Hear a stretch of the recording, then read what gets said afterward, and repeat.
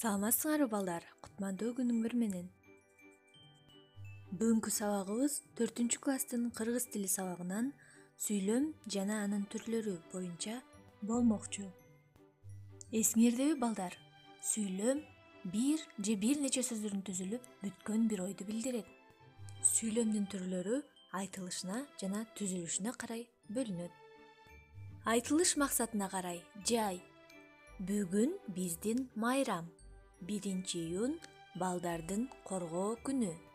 Силер байкагандай, жай сүйлөмдө ой жайынча баяндалат. Сүйлөмдүн аягына чекит коюлат. Булар кимдер? Алар эмне кылып жатышат? Булутка минип асманга учса болобу? Ал эми суроо иретинде түзүлгөн сүйлөм суроолуу сүйлөм деп аталат. Суроолуу сүйлөмдүн аягына суроо белгиси коюлат. Балдар, эшикке чыгып ойногула. Бирөөгө карата буйрук иретинде айтылган сүйлөм буйрук сүйлөм деп аталат. Мындай сүйлөмдөрдүн аягына чекит белгиси коюлат. Айрым учурларда илеп белгиси коюлат. Ай, көпөлөктөр абдан көптүр. Күчтүү сезим менен айтылган сүйлөм илептүү сүйлөм деп аталат. Илептүү сүйлөмдүн аягына илеп белгиси коюлат. Сүйлөмдөрдү түзүлүшүнө карай экиге бөлөбүз. Жөнөкөй сүйлөм бир сүйлөмдөн туруп бир ойду билдирет. Күз келди. Ал эми татаал сүйлөм 2 же андан көп сүйлөмдөн туруп бир ойду билдирет. Биз үй бүлөбүз менен чогулабыз да, жаратылышта эс алганды жактырабыз. Кана достор, силер экранда көрүп турган сүйлөмдөрдүн тыныш белгилерин таап көрөлүчү. Экрандан кандай сүйлөмдөрдү көрүп турасыңар? Табуу үчүн силерге убакыт берейин.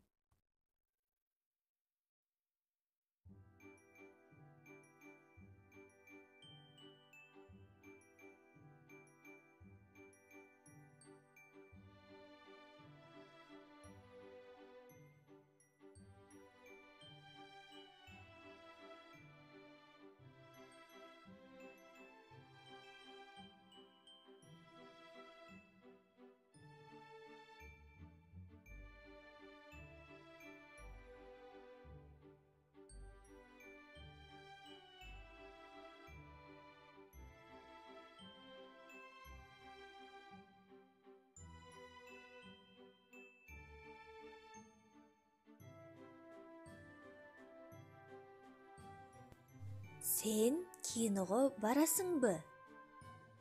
Силер байкагандай, бул сурап жатат. Демек, бул суроолуу сүйлөм. Суроо белгисин коебуз.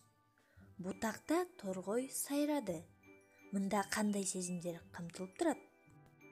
Ооба балдар, бул жөн гана жай торгойдун сайраганын баяндап жатат.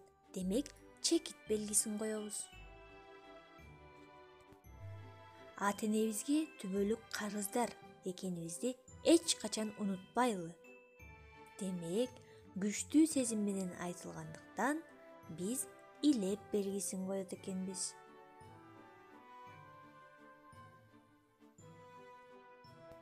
Азаматсыңар балдар, анда сөмөйүңөрдү өйдө көтөрүп, китептеги жайлоодо жана шаарда деген текстке көңүлүңөрдү бургула. Жайлоодо жана шаарда.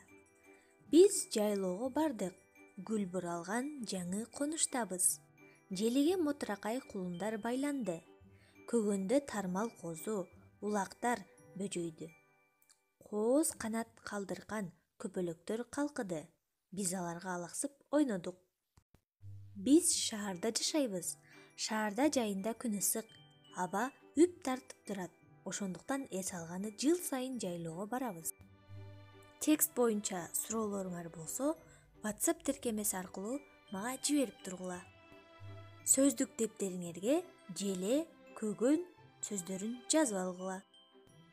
Биринчи көнүгүүнү ооз эки аткарат экенбиз. Текст канча сүйлөмдөн турду? Демек, тексттеги сүйлөмдөрдү санап чыгабыз. Эң аз сөздөн түзүлгөн сүйлөм кайсы? Эң көп сөздөн түзүлгөн сүйлөм кайсы? Сүйлөмдө кандай тыныш белгилер колдонулган?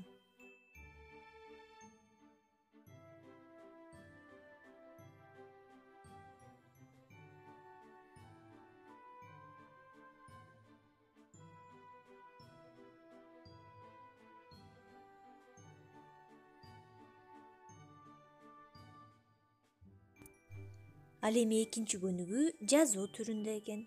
Текстин 3 сүйлөмдө көчүрүп жазгыла. Тыныш белгилерине көңүл бургула.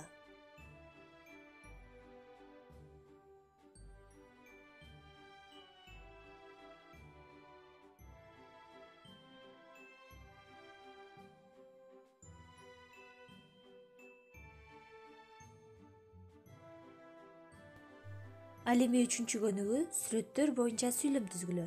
Биз экрандан 3 сүрөттү көрүп турабыз. Дал ушул 3 сүрөткө сүйлөм түзөлү. Ал үчүн силерге убакыт берейин.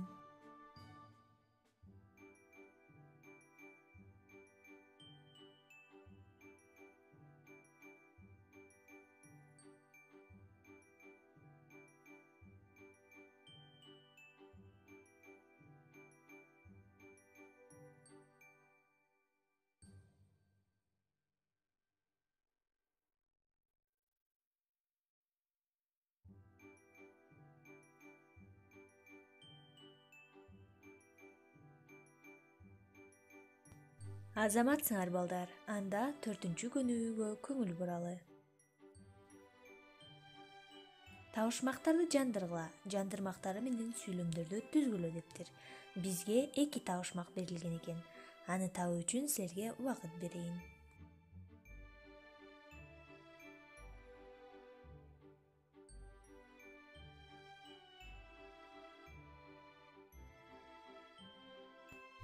Демек, жандырмактарына сүйлөм түзөлү.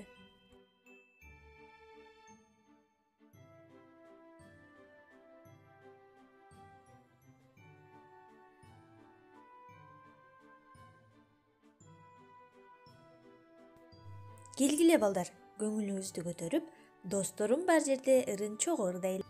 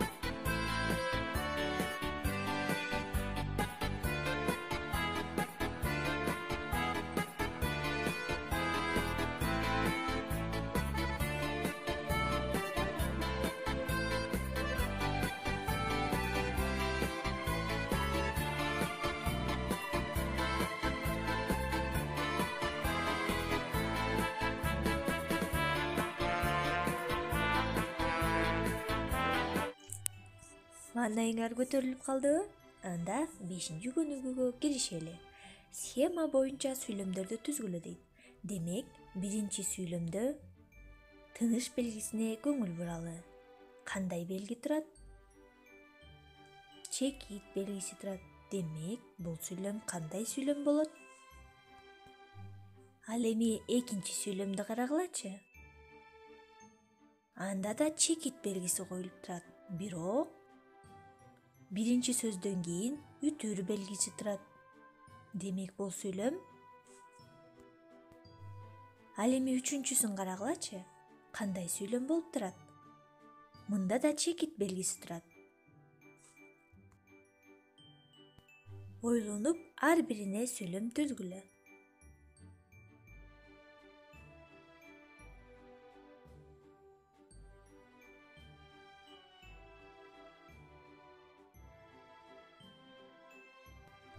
Алтынчы көнүгүүнү алгач окуп чыккыла.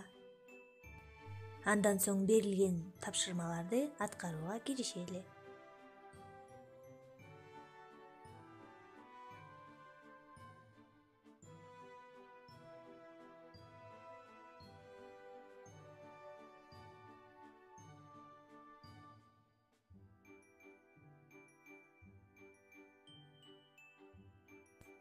Азаматсыңар, 7 көнүгүүгө көңүлүңөрдү бурсаңар. Табышмактын жандырмагы менен сүйлөмдөрдү түзүп, дептериңерге жазгыла. Жеңил бирок көрүнбөйт. Жара чапсаң бөлүнбөйт. Сууга окшоп төгүлбөйт. Бул эмне деп ойлойсуңар, балдар? Жандырмагын тапкан соң, ага карата сүйлөмдөрдү түзгүлө.